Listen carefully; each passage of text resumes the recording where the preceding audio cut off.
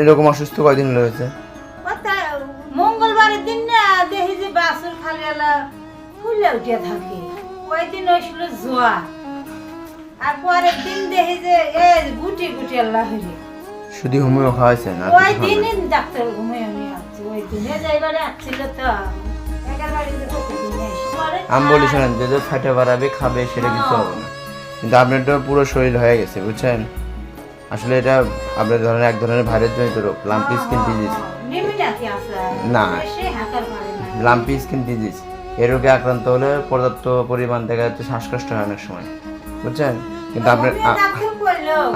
আপনারটা শ্বাসকষ্ট হচ্ছে বুঝছেন। দুধ খাইছে, একলাই খাইছে না? বোতল দিয়ে তো ওইভাবে খাওয়ানো যাবে না বুঝছেন।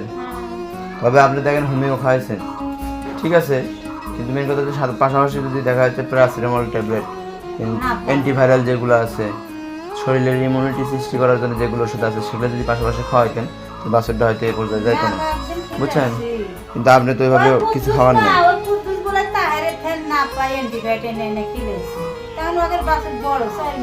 তখন যাই হোক, তাহলে নিয়ে হাসপাতালে যান বুঝছেন।